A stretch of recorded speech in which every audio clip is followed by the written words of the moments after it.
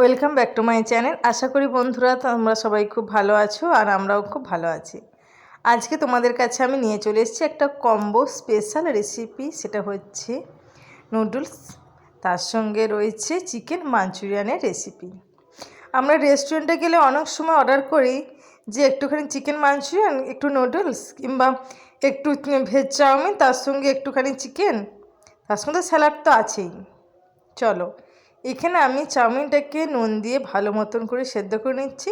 নুনটা কিন্তু 1 চামচ দিয়েছি। ফুটন্ত গরম জলের মধ্যে চাউমিনটা দিয়ে দিয়েছি, দিয়ে একটু ভালো মতন করে ভাঁজগুলো আমি খুলে দিচ্ছি। ভাঁজগুলো খুলে দেওয়ার পর উপর থেকে আমি দিচ্ছি একটু সাদা তেল। সাদা তেলটা দিয়ে দিলাম, দিয়ে একটু ভালো মতন করে নাড়াচাড়া করে সিদ্ধ করে নিয়ে আমি ছাঁকনিতে ছেঁকে দিয়েছি। ছেঁকে দেওয়ার পর আমি কড়াইয়ে নিয়েছি তেল। তেলের মধ্যে দিয়ে দিচ্ছি বিনস, তার সঙ্গে গাজর কুচি, তার সঙ্গে ক্যাপসিকাম কুচি। সমস্ত জিনিসগুলো আমি কিন্তু লম্বা লম্বা করে কেটে নিয়েছি। এরপর পরিমাণ মতো নুন দিয়ে গ্যাসের ফ্লেমটা লো রেখে ভালো মতন করে ভেজে নিলাম। দিয়ে আমি একটা পাত্রে তুলে নিলাম। দিয়ে আবার কড়াইয়ে তেল দিয়ে কাঁচা লঙ্কা কুচি, অল্প একটু নুন আর নুডলসটা দিয়ে দিলাম।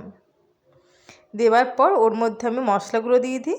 এখানে দিচ্ছি গোলমরিচের গুঁড়ো, অল্প একটু জিরে গুঁড়ো দিলাম। দেওয়ার পর দেবো একটু চাট মশলা, যাতে কিন্তু টেস্টটা ভীষণ সুন্দর আসে। আর গোলমরিচের ফ্লেভারটাও তো অসম্ভব সুন্দর, একটু কাসুন্দি, আর দেবো একটু সয়া সস। এইভাবে যদি চাউমিন করো বাড়িতে, দেখবে খেতে কিন্তু অসম্ভব সুন্দর লাগবে। আর তার উপর দিয়ে দিলাম টমেটো সস।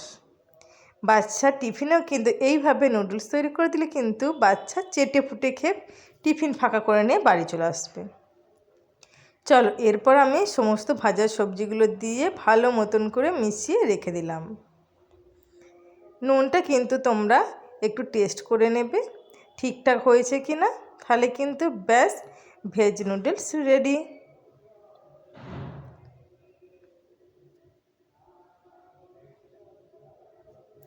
সমস্ত জিনিসগুলো কিন্তু একটু ভালো মতন করে সময় নিয়ে মিশোতে হয়। দেখো, যাতে সবজিগুলোর সঙ্গে চাউমিনটা ভালো মতন যেন মিশে যায়। চলো, ব্যাস একটা পার্ট শেষ।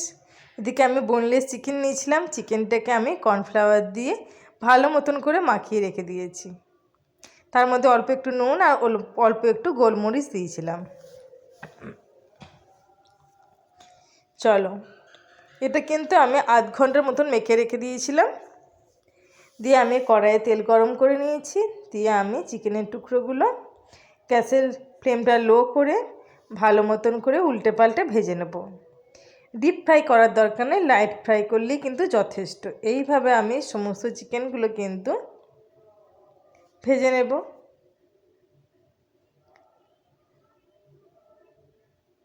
চলো, এবারে আমি তৈরি করবো একটা পেস্ট। তার মধ্যে দেবো আমি 2 চামচ সয়া সস। সয়া সস দেওয়ার পর দেবো আমি একটু ভিনিগার। রেস্টুরেন্টে কিন্তু অল্প একটু ভিনিগার দেয়, যাতে কিন্তু টেস্টটা ভীষণ সুন্দর আসে। আর দিয়ে দিচ্ছি পরিমাণ মতন টমেটো সস। টমেটো সস দেওয়ার পর দেবো গোলমরিচের গুঁড়ো। গোলমরিচের গুঁড়ো কিন্তু আমি দিতে ভীষণ পছন্দ করি, আর গোলমরিচের ফ্লেভারটা আমার ভীষণ পছন্দ। আর যে ঝালটা হয় সেটাও কিন্তু অসম্ভব সুন্দর একটা টেস্ট আসে। এরপর দিচ্ছি 1 চামচের মতো কর্নফ্লাওয়ার দিয়ে দিলাম। এরপর দেবে একটু red chilli powder, Kashmiri red chilli পাউডারটা দিয়ে দিলাম 1 চামচের মতো। দেওয়ার পর আরও একটু জল দিয়ে পুরো ব্যাটারটাকে আমি ভালো মতন করে ঘেঁটে নেব। ব্যাস, এটা সাইডে এবারে রয়ে গেল। চলো, কড়াইয়ের মধ্যে আমি তেল বসিয়ে দিয়েছি। দেওয়ার পর 2টো কাঁচা লঙ্কা দিলাম, অল্প একটু রসুন একদম মিহি করে কুচিয়ে নিয়েছি। সেটা দেবার পর দিয়ে দেব ওই ব্যাটারটা, যেটা আমি রেডি করে রাখলাম সমস্ত মশলা দিয়ে। চলো, রসুনগুলো একটু লাল লাল হওয়ার সঙ্গে সঙ্গে আমি পুরো মশলাটা ঢেলে দিলাম। ঢেলে দিয়ে কিন্তু আরও একটু বেশি জল দিলাম, কারণ কর্নফ্লাওয়ার আছে। কর্নফ্লাওয়ারটা কিন্তু কড়াইয়ের নিচে লেগে যাওয়া সম্ভব না, খুব বেশি থাকে। এই সময় গ্যাসের ফ্লেমটা আমি হাই করে দিলাম। গ্যাসের ফ্লেমটা হাই রেখে একটুখানি ফুটতে দেব। বেশি ফোটানোর দরকার নেই, জাস্ট অল্প একটু ফুটতে আরম্ভ করবে, সেই সময় চিকেনগুলো আমি দিয়ে দিলাম। এখানে পরিমাণ মতো নুন আর পরিমাণ মতো চিনি দিতে হবে। যেহেতু চিকেন মাঞ্চুরিয়ান একটু কিন্তু টেস্টটা হবে মিষ্টি মিষ্টি, টক টক, ঝাল ঝাল। চলো এইভাবে গ্যাসের ফ্লেমটা লো রেখে আমি 5 মিনিটের মতন ভালো মতন করে রান্না করে নেব। ব্যাস, থালি রেডি হয়ে গেল চিকেন মাঞ্চুরিয়ান। এবার আমি একটা প্লেট নিয়েছি, প্লেটের মধ্যে দেখো ভেজ চাউমিন বা নুডলসটা আমি সার্ভ করে দিচ্ছি। আর স্যালাড তো আমি করে নিয়েছি, শসা গোল গোল করে কেটেছি আর গাজরও তাই।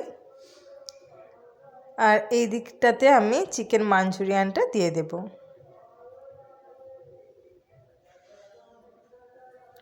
দেওয়ার পর উপর থেকে আমি একটু তিল ছড়িয়ে দেব। তিলটা দিলে কিন্তু দেখতেও ভীষণ সুন্দর লাগে আর খেতে একটা ভালো লাগবে। তাহলে বন্ধুরা, আজকের আমার এই ভিডিও যদি তোমাদের ভালো লাগে প্লিজ লাইক আর কমেন্ট করতে একদম ভুলবে না, আর পারলে অবশ্যই চ্যানেলটি সাবস্ক্রাইব করে দেবে।